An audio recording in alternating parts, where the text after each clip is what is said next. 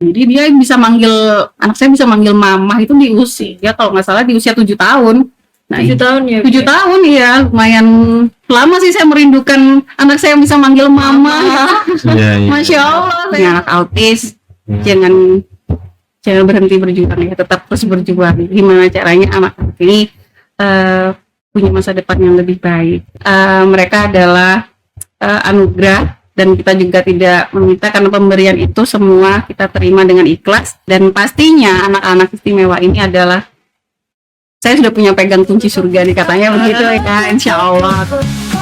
Potret kisah inspiratif. Potret kisah motivatif.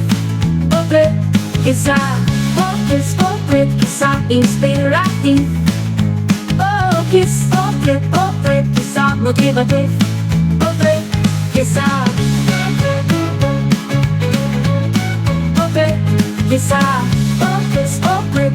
motivatif.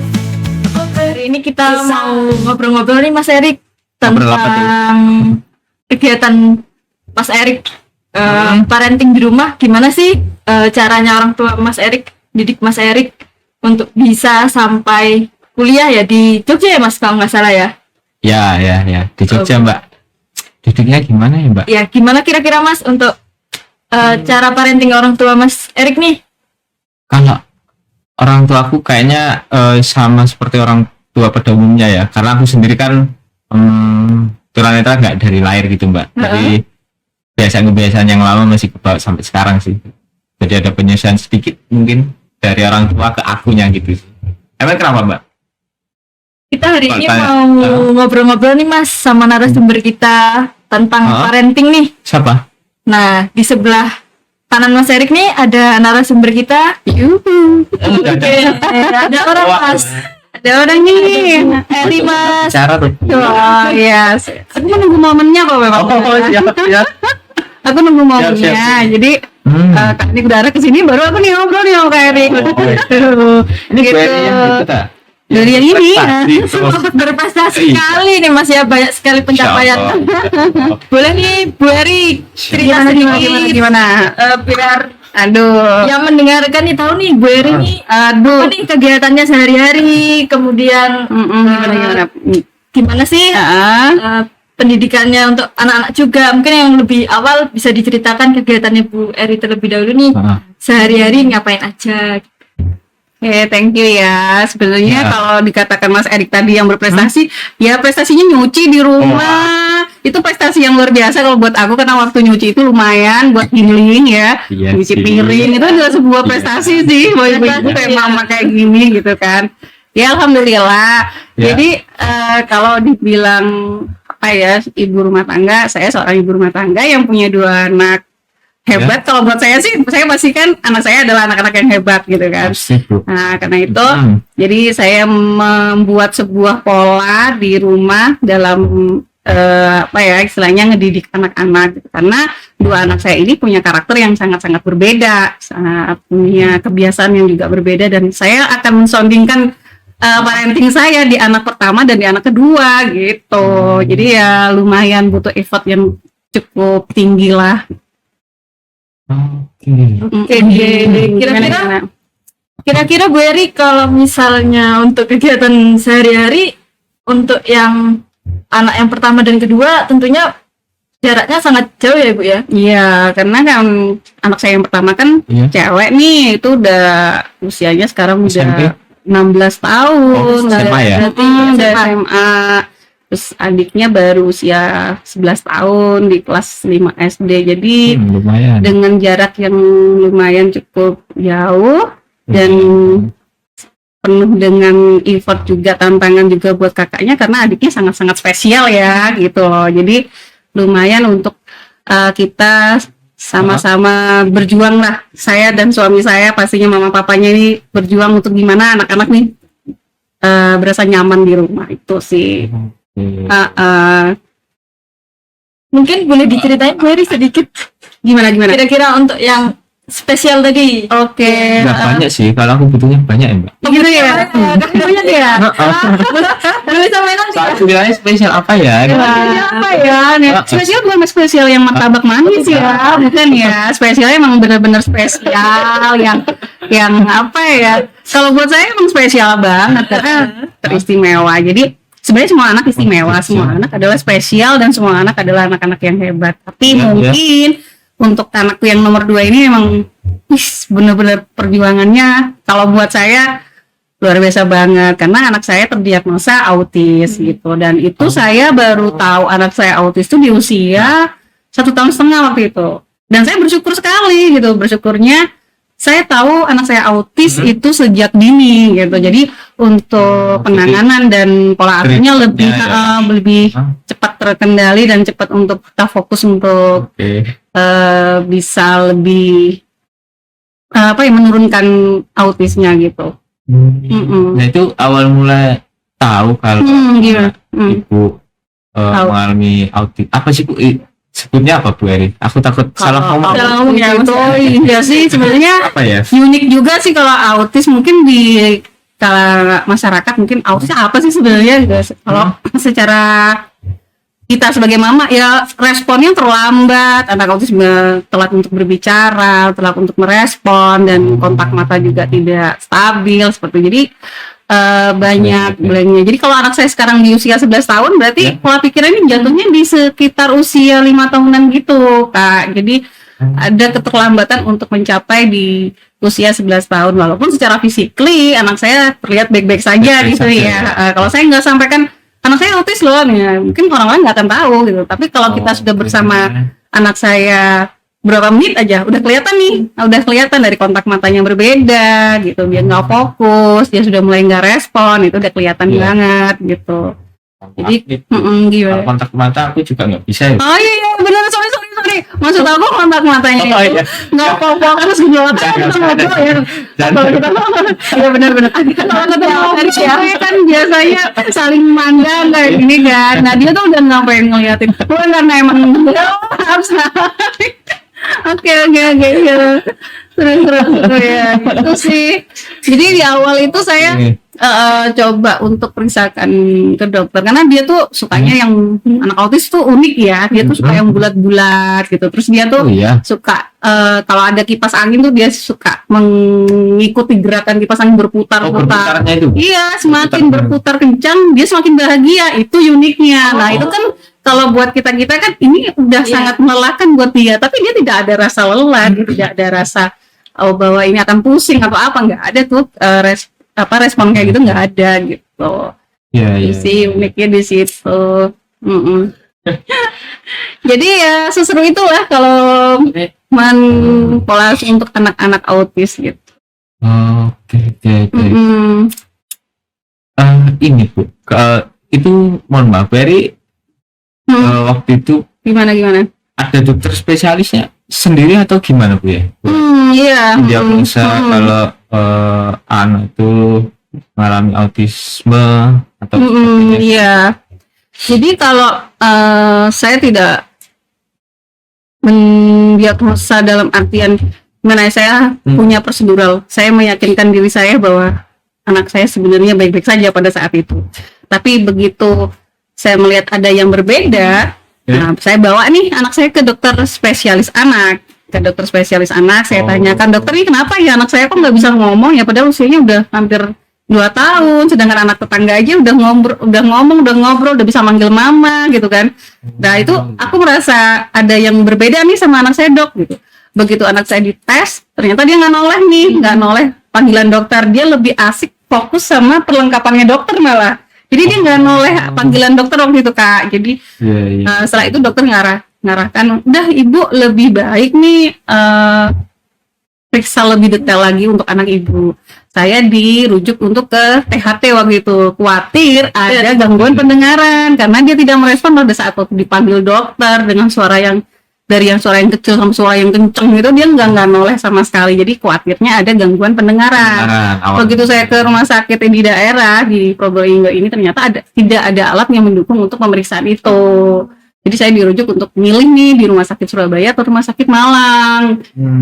Begitu saya sangat ingin mengetahui apa yang sebenarnya terjadi sama anak saya. Saya nggak peduli jarak itu jauh atau tidak. Saya nggak peduli, benar. Saya berusaha bagaimana anak saya ini bisa tertangani pada saat itu. Karena udah stigma dari keluarga sendiri, bahkan waduh, ternyata kamu punya anak yang ini ya, kuliah, kamu punya anak yang ini. Oh, saya merasa kayaknya bukan ini gitu loh.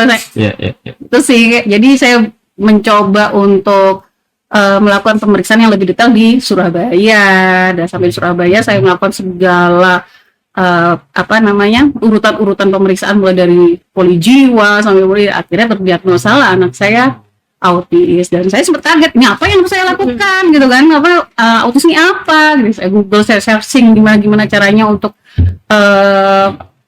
mendidik anak-anak, mendampingi anak-anak autis. Ternyata emang alhamdulillah luar biasa. Ya, 11 tahun tadi Bu ya? Iya, sekarang udah 11 tahun sih. Namanya Habibi, udah 11 tahun. Kira-kira Ibu awal treatment yang setelah Ibu tahu kalau misalnya Habibi memang autis, kira-kira apa yang Ibu lakukan? Iya, waktu itu jadi pas saya tahu anak saya autis, saya mencoba untuk melakukan treatmentnya itu sikapnya terlebih dahulu. Jadi saya abaikan dulu nih treatment untuk bicara. Saya fokus ke sikap karena dia sama sekali nggak bisa diem, nggak bisa duduk, dia hanya muter, dia hanya mencari sesuatu yang aneh, dia lempar, dia lebih banyak tantrum pada saat itu. Saya merasa wah ini anak harus bisa ini dulu nih, duduk aja lumayan kan, kalau duduk bisa 5 menit itu udah happy banget saya. Ternyata dia nggak bisa duduk. Akhirnya saya lakukan terapi itu, namanya terapi perilaku. Waktu itu saya lakukan di Sidoarjo dan saya harus bolak-balik keluar kota itu seminggu sekali, naik bis sendirian, bawa termos, kan waktu itu masih susu formula ya, jadi heboh banget itu. Saya naik bis bawa termos dan di bis itu semua orang melihat anak saya dengan sehebohnya anak saya di bis. Saya nggak duduk sama sekali perjalanan dari Sidoarjo ke Surabaya karena dia nggak bisa duduk gitu kan. Jadi ya saya jalanin itu hampir sekitar 2 tahun. Jadi seminggu sekali saya coba untuk bolak-balik ke Surabaya, Probolinggo untuk sebuah terapi perilaku. Dan alhamdulillah dengan ikhtiar itulah saya tidak menyerah ya. Akhirnya Habibi sudah mulai bisa terarah nih untuk sikap perilakunya, mungkin juga bertambahnya usia gitu ya. Akhirnya dia bisa duduk, bisa makan sambil duduk. Itu udah progres yang luar biasa kalau buat saya gitu. Setelah dia bisa duduk, baru saya alihkan ke terapi bicara gitu. Untuk karena speed delay kan, dia ada keterlambatan untuk menyampaikan ya kata-kata. Jadi dia bisa anak saya bisa manggil mama itu di usia, kalau nggak salah di usia 7 tahun. Nah, 7 tahun ya? 7 tahun ya, lumayan lama sih saya merindukan anak saya bisa manggil mama. Masya Allah, saya tuh kapan ya anakku bisa manggil aku mama? Karena selama ini dia ngomongnya cuma bla bla bla bla bla gitu-gitu aja sih Kak. Jadi nggak jelas gitu kosakatanya. Ya alhamdulillah. Dan sekarang udah banyak banget nih yang diobrolin. Walaupun yang diobrolin mama jajan, mama kue gitu sih ya. Mama jajan, semua orang itu mama jajan. Iya, kayak gue dulu gitu kali ya. Saya juga jajan. Saya bukan mama sih. Oh bukan mama. Iya. Umi. Wah. Umi. My mother. Yes. Oke, karena eranya udah beda. Sekarang Gen Z. Sekarang kita mami ya Mas ya? Ami gitu ya, Ami. Oke. Lu juga sih karena kalau Kak Erik aku milih.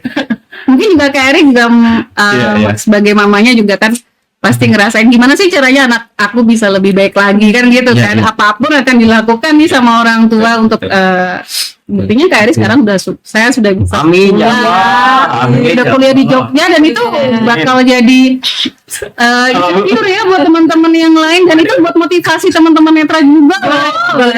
Itu sangat menginspirasi ya Mas. Siapa tahu juga nih anak autis ada salah satu yang ada di Jogja juga untuk kuliah ya.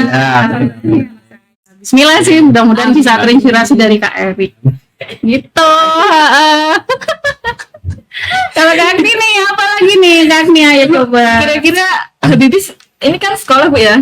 Sekolah ya. Sekolah di mana Bu? Sekolahnya sekolah reguler loh, sekolahnya sekolah umum. Oh, Nggak sekolah mungkin ini. Habibie di sekolah luar biasa dan tidak. SMP ya? Karena saya merasa Habibie ini masih tidak tergantung dengan sebuah alat bantu. Kira saya gitu. Dia masih bisa akses dengan semua tempat kan gitu, tanpa harus butuh alat bantu seperti kursi roda dan lain-lain. Dan alhamdulillah sampai sekarang ternyata penerimaan itu Nah, bisa ada di lingkungan sekolah, dan itu juga butuh perjuangan sih kan, nggak gampang juga sih masukin anak autis di sekolah reguler kan. Oh, Itu juga luar biasa saya untuk mengadvokasi pemerintah bahwa inklusi itu ayolah di semua bidang gitu. Inklusi bukan hanya di bidang sosial, tapi inklusi juga bidang pendidikan, bidang Ya, kesehatan gitu. Ya. Dan alhamdulillah sampai sekarang udah kelas 4 SD. Dan Habibie itu yang tadinya saya merasa bakal dibully nih karena teman-temannya satu sekolah yang ABK kan namanya Habibie. Ya. Waduh, bakal anak gue bully nih kayaknya. Ternyata enggak loh. Ternyata yang kita stigmakan bahwa anak ABK tuh bakal terkucilkan, Bapak, ternyata tidak sama Tidak. sekali terjadi. Bahkan malah Habibie itu sebagai motivasi teman-temannya untuk lebih rajin belajar. Kalau udah rajin belajar, mereka punya ilmu sedikit, dikasih nih sama Habibie. Habibie diajak bareng belajarnya kayak gitu-gitu. Dan gurunya juga belajar lagi untuk bagaimana cara mengajari anak-anak ABK. Nah, itu punya Sekolah mana itu Bu? ada di sekolah SD negeri di lokasi rumah saya di Triwung ya, di Triwung gitu. Iya, jadi komunikasi guru dan orang tua itu Orang sangat tua, penting sih penting. buat anak ABK gitu. Jadi Ya, nggak luar perlu harus biasa di ya. SLB ya. Ya, luar biasa ya sih. Aku juga Hmm. nggak sepenuhnya setuju kalau di Papua itu stigmanya kan harus sekolah di SLB. Ya harus sekolah yang khusus gitu ya. Ya. Kalau emang kayak gitu ya buatkan aja sekalian negara luar biasa gitu. Iya benar Ya Mas ya. Oke, itu juga tuh sih Kak. Jadi nggak melulu kita selalu sebuah Iya. komunitas yang disabilitas gitu kan. Kita juga bisa karena kita punya satu prinsip bahwa kesetaraan itu harus terjadi di semua Iya. aspek gitu kan. Oh, Presiden Indonesia juga ada yang luar biasa juga di Oh iya. Stur. Wah. Ya benar. Wah. Benar ya. Iya, dan aku dulu pernah ngalamin bullying itu Bu di sekolah. Oh pernah juga kayak Kak. Pernah apa dulu nggak dari lahir juga. Tuh, Oh, tapi Kakak sekolahnya ada di sekolah negeri apa sekolah sekolah negeri dulu waktu itu. Waktu itu Hmm. negeri saya kena bullying karena saya salah masuk sekolah ya Bu. Loh, maksudnya salah masuk sekolah gimana nih Kak? Iya iya iya. Ya waktu itu aku ngalamin bullying Nah. juga, jadi tau lah rasanya kalau sekarang udah di Probolinggo ini udah nggak ada Kak bullying itu, saya seneng sekali ya gitu. Iya. Gak enak banget lah kalau ingat Iya. zaman dulu gitu loh, nggak hanya dari teman, bahkan kalau aku kalau bullying itu dikit ya aku sampai dari guru juga Bu, waktu itu Bu. Iya. Saya ngalamin Malah jadi gurunya sendiri. dari guru gitu. Iya iya. Ya sekarang seneng lah aku sebagai orang Probolinggo udah Banget luar ya. biasa lah gitu loh. Iya, awalnya kita juga sempat mikir ya kan nih ya. Kita sempat Ya. mikir, waduh ini gimana ya kalau anakku ada di sekolah negeri, apakah bisa menyesuaikan, bisa bareng sama teman-temannya gitu.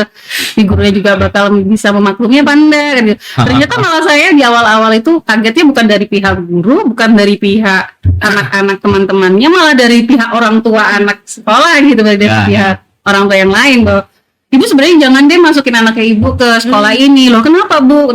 Kalau anak ibu pulangnya duluan itu bakal bikin iri nih anak-anak yang lain. Anak saya juga ingin pulang duluan karena Habibie punya time waktu yang tidak bisa sama. Sama, ya. Iya. Nah, jadi kadang itu Habibie itu punya reng waktu tuh ya paling lama dia di sekolah sampai jam 9:30 itu udah paling lama banget gitu. Kalau udah lebih dari itu dia bakal tantrum. Tantrumnya dia bikin heboh. Tantrumnya itu yang buangin sepatu gurunya ke atas genteng, yang aduh pokoknya yang aneh-aneh aku terima laporan. Yang nendangin bola temannya lagi main bola, bolanya diambil dibuang di jalan raya. Aduh, pokoknya itu yang bikin dia tantrum supaya gurunya tahu nih. Oh ternyata Habibie udah pengen pulang gitu. Jadi iya. hal-hal yang itu jadi kalau pulang paginya Habibie bikin iri nih teman-teman yang lain gitu. Akhirnya saya sosialisasikan di sekolah bahwa Habibie punya keunikan seperti ini dan alhamdulillah sampai sekarang sudah sangat dimaklumi sekali, baik dari Iya, iya. orang tua, dari teman-temannya, dari pihak guru kayak gitu sih. Jadi pintar-pintarnya kita gimana caranya memposisikan bahwa tidak harus yang spesial gitu, tidak harus yang spesial sebenarnya, tapi istilahnya apa ya, membuat anak ini nyaman aja sih, Iya, iya. nyaman gitu. Ini Bu, tadi kok Gimana lupa ya gimana? Apa? nanya. Mohon maaf kalau boleh tahu. Kalau boleh tahu kayaknya nggak boleh tahu deh ya. Boleh tahu deh kak. Kalau boleh tahu aku adanya tempe gimana ya? Ada gitu, ada lagi. Kalau boleh tahu enggak deh, aku maunya tempe deh kak. Nggak boleh tahu sama Bu Eri ya. Tempe gini. Yang nyasar-nyasarnya boleh tahu kak tempe kan udah apa ya? Apa Udah deh, Bu? tempenya mau bubur ya, mau kita ya. Gimana kamu? Masih mau tahu atau masih mau tempe? Oke lanjut deh kak. Gimana?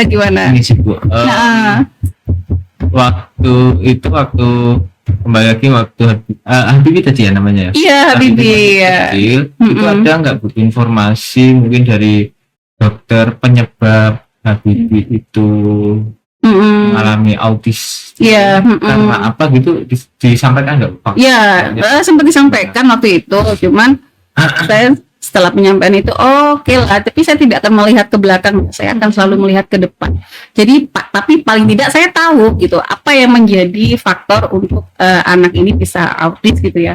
Jadi pada saat masa kehamilan sih yang penting. Pada saat masa kehamilan, iya Wah, pada harus ini. masa kehamilan itu ternyata faktor makanan ibu hamil yang kita makan pun itu menjadi mempengaruhi, apalagi sekarang zamannya semua instan Instan. ya. Nah, oke. Makanan-makanan instan itu yang sangat-sangat Ya. yang sangat-sangat apa ya, punya faktor untuk ke sana. Dan satu lagi kesehatan mental ibu hamil. Nah, pada saat itu saya sedang drop. Jadi dropnya saya itu ada proyek ya istilahnya, proyek iya. ya yang nggak bisa selesai. Nah itu ada kebawa pikiran.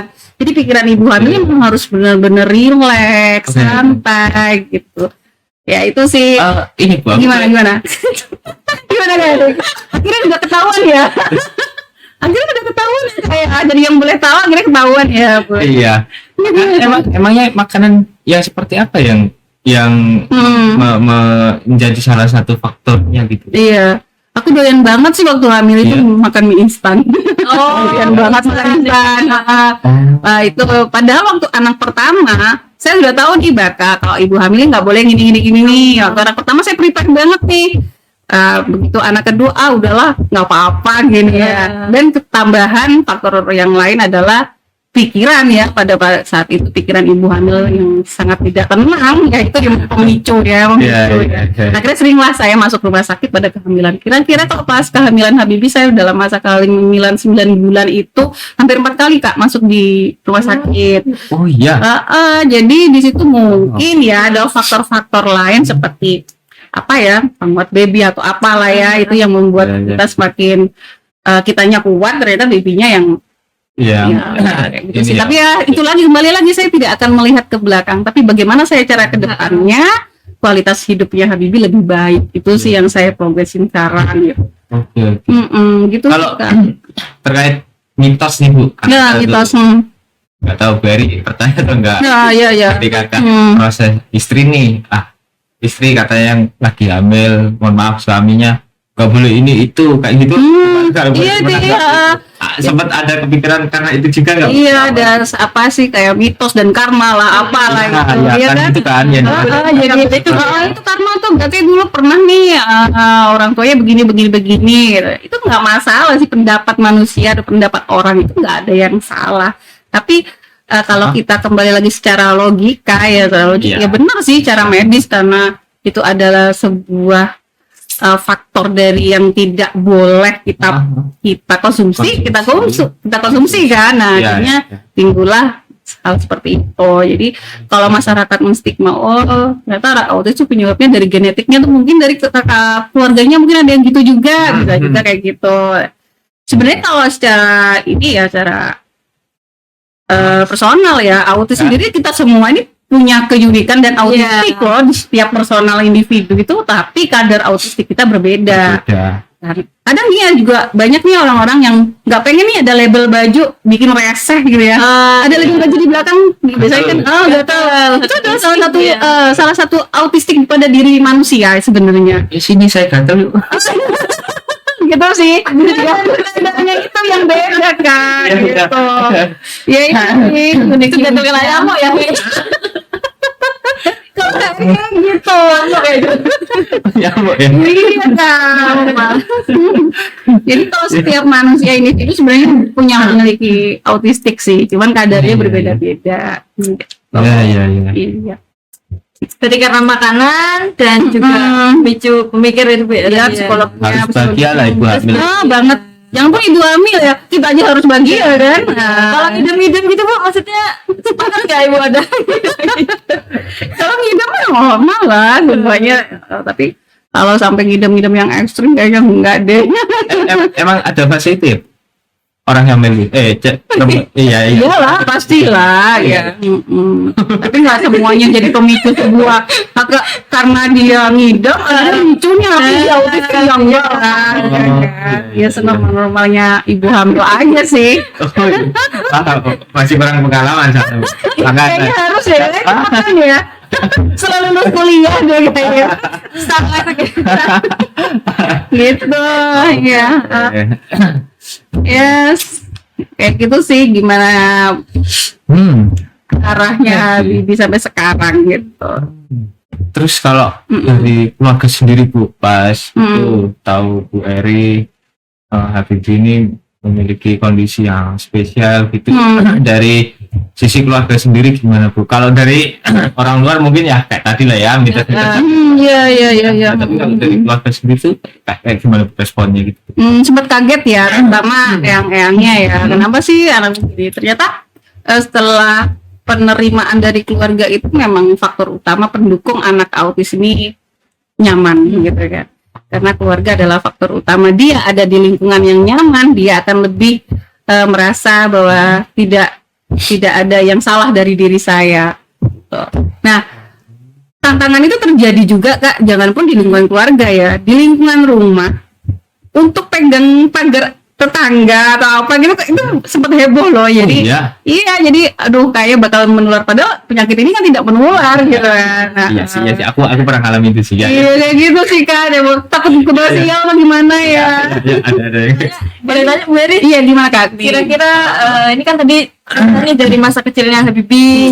Kalau boleh tahu kita mau tanya tentang gimana sih untuk pendidikannya sendiri. Adakah ya tentunya mungkin ada tantangan ya Bu. Kira-kira mungkin bisa sampaikan nih tantangan yang menurut Ibu harus siapkan juga. Benar banget. Jadi emang kalau Habibie itu kalau belajar pendidikan di rumah dia itu kan tidak fokus. Jadi saya harus mengulang-ulang. Jadi menginstruksikan beberapa kali, misalkan saya butuh, padahal saya nggak butuh-butuh banget kayak remote. Saya melatih respon dia. Tolong dong mama ambilin remote. Sekali dia nggak dengar, tolong dong mama, berulang-ulang kali akhirnya dia bisa merespon itu. Nah itu sih. Dan sekarang alhamdulillah dia sudah bisa membaca loh. Alhamdulillah. Dia bisa membaca juga menulis. Karena membaca itu kayaknya dia lebih suka channel-channel TV yang berita-berita politik. Dan dia tuh suka banget. Dia suka banget. Berarti update nih. Wah, saya tahu kalimat, maaf ya, kalimat yang apa ya Pak Jokowi cawe-cawe itu ya, itu juga sempet Mama Jokowi cawe-cawe. Ya kita jadi updating perkata politik tuh dia lebih ya sih update sekali. Karena channel saya nggak pernah ganti selain CNN TV. Fungsi APRI tahu? Enggak. Fungsi APRI itu pernah kalau kakak. Oh, jadi gitu, belum Mas, mungkin nanti bisa di. Iya sih kayak gitu sih Kak. Jadi emang harus berulang-ulang untuk menyampaikan sesuatu ke Habibie. Ya. Kalau di sekolah sendiri Bu? Di sekolah ya bu gurunya memang hanya satu, misalnya disuruh untuk menulis Pancasila gitu ya. Ya udah itu aja seharian. Kadang sampai seminggu temanya masih Pancasila itu kayak gitu. Nggak bisa upgrade kemana-mana dulu. Kalau guru pendamping khusus? Kalau guru pendamping khusus ada, cuman lebih diarahkan di sekolah itu ke wali kelasnya sih. Oh, Itu wali kelasnya dan wali kelas. tapi kita tetap komunikasi materi-materi apa saja yang disesuaikan sama Bibi itu kita komunikasi baik guru pendamping, wali kelas dan orang tua. Itu yang saya ciptakan sih kalau di sekolah. Karena saya tidak serta-merta mempertanggungjawabkan hal ini kepada pihak sekolah gitu, tapi saya juga punya andil di situ. Saya merasa begitu. Nah, akhirnya berjalanlah inklusivitas di sekolah. karena biar seimbang Bu ya. jadi Benar sekolahnya, banget, ada di rumahnya kesetaraan. juga. Jadi ada kesetaraan di situ. Itu sih Kak. Mungkin Mas belum diakhiri, kira-kira nih Ya. dari Bu Eri, menurut Bu Eh. Eri apa nih yang ingin disampaikan untuk ya Mungkin terkait harapan, harapan, tips buat tips mungkin ada orang tua di luar sana Mas ya, yang punya juga nih anak Punya autis, juga. Iya, pendidikannya gimana nih untuk pendidikan yang Jadi ada di pastinya sini? kalau kita punya anak autis, jangan berhenti berjuang ya, tetap terus berjuang. Gimana caranya anak-anak ini punya masa depan yang lebih baik. Insya Allah seperti itu. Dan pastinya anak-anak istimewa ini adalah saya sudah punya pegang kunci surga nih katanya begitu ya. Insya Allah karena memang mereka adalah anugerah dan kita juga tidak meminta karena pemberian itu semua kita terima dengan ikhlas dan harapannya juga ibu-ibu di luar sana tetap terus semangat, tetap harus bahagia untuk anak-anaknya karena kalau ibunya bahagia nih anak-anaknya juga ikut bahagia. Itu sih Kak, tetap semangat berjuang aja buat semuanya. Semangat berjuang Mas Eri. siap. Kayak gitu ya. Ya bisa kasih Sama-sama. Jadi terima kasih ya Sama-sama, Kakak. dapat cerita-cerita inspiratif ya Mas Eri ya. Sama-sama. Informasi baru lagi. Seru banget. Sukses juga nih buat Kakak Agni, Kakak Erik. Wah, kalian luar biasa. Anak muda yang luar biasa ini. siap Bu. Salam buat Habibi. Oke, thank you semuanya. Insya Allah Banyak. disampaikan salamnya. Kasih ya. Kisah Kisah Motivatif Kisah